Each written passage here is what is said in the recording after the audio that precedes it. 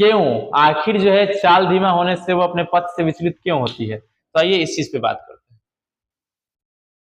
यहां देखिए, यही क्वेश्चन है जिस पे हमें बात करना है कि स्पीड में बदलाव होने से आखिर चाल क्यों बदल जाता है। देखिए, प्रकाश चलता है तो अकेले एक किरण तो चलता नहीं है, साथ साथ में बहुत सारी किरणें चलती है।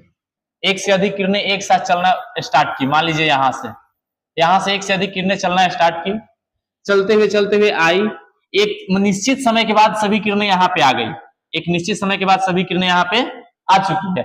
तो सभी किरणें जैसे ही यहाँ पे आई, हम क्या देख रहे हैं कि इस बीम का यानी कि इस प्रकाश पुंज किरण पुंज का ये वाला पार्ट जल्दी प्रवेश कर गया, किसमें, वाटर कहो या फिर ग्लास कहो, यानी कि डेंसर मीडियम में। हम सीधा बोल देते हैं कि ये डेंसर मीडियम है और ये है रेयरर मीडियम। तो हम क्या देख रहे हैं कि ये जो किरण पुंज यानी कि बीम ऑफ लाइट ऐसे आ रही थी, तो इसका ये वाला पार्ट जल्दी प्रवेश कर गया किसमें, डेंसर मीडियम में।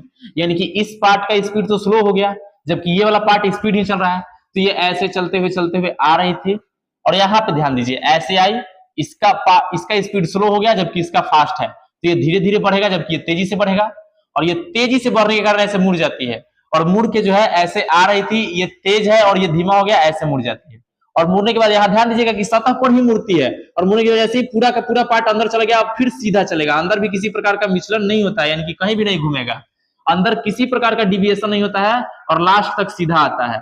और फिर जब बाहर निकलना होता है तो ये वाला पार्ट जल्दी बाहर निकलता है, इसलिए ये स्पीड हो जाता है और ये धीमा और ऐसे मुड़ जाता है। तो स्पीड में चेंज जो है मेन रीजन नहीं है अपवर्तन का, अपवर्तन का मेन रीजन ये है कि स्पीड में चेंज पूरा का पूरा नहीं होता है, बल्कि आधे पार्ट का होता है।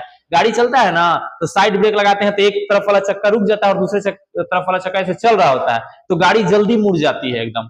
तो मुड़ने का मेन रीजन है कि एक पार्ट को ऐसे रोकेंगे और दूसरा को ऐसे चलाएंगे तो ये ऐसे मुड़ जाएगा। ऐसे देखिए, ये दोनों पार्ट को चलाएंगे तो ये आपके पास जा रहा है, आ गया मेरे पास।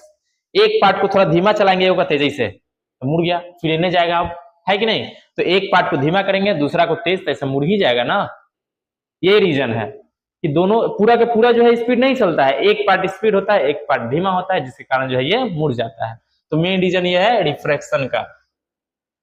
चलिए इसके बारे में जो लिखा हुआ है पढ़ते हैं। पढ़ते क्या है, आप अपना नोट्स बना लीजिएगा, उतार लीजिएगा, हम पढ़ के क्या ही बताएं आप लोग को। Beam of light enter from one medium to another, then a part of its enters the second medium quickly. इसका एक पार्ट जो है सेकंड मीडियम में जल्दी घुस जाता है, जिसके कारण वो जो है उनका स्पीड स्लो डाउन हो जाता है। While a part travels for a long time in air, यानी कि बल्कि उसी जगह पे जो दूसरा पार्ट है वो देरी तक हवा में प्रवेश करता है, जिसके कारण ज्यादा दूरी तय कर लेता है, और वही ज्यादा दूरी तय करने के कारण वो जो है अपना बेंड हो जाता है, वही बेंट नहीं बेंड। जब कोई प्रकाश पुंज एक माध्यम से दूसरे माध्यम में प्रवेश करती है तो उसका एक भाग का चाल जल्दी धीमा हो जाता है, क्योंकि एक चाल जो है जल्दी दूसरे माध्यम में प्रवेश करती है, तो इसका एक भाग जल्दी धीमा और दूसरा भाग अभी तेज है। तो मान लीजिए कि ऐसे घुस रहा था, ये धीमा हो गया, ये तेज है, ऐसे मुड़ जाएगा, फिर ऐसे जाएगा बाहर निकलते समय। अब बाहर निकलते समय मान लीजिए ये तेज हो जाएगा, क्योंकि ये पहले निकलेगा, ऐसे होकर फिर ऐसे निकल जाएगा। तो इस तरह से घटनाएं देखने को मिलती है। तो ये है मेन रीजन रिफ्रैक्शन का, ऐसे आना, यहाँ पे घुसना, इसका स्लो होना, इसका तेज होना, ऐसे हो जाना, फिर यहाँ पे आना, इसका तेज होना, इसका धीमा होना, ऐसे निकल जाना। This is the main reason of refraction of light.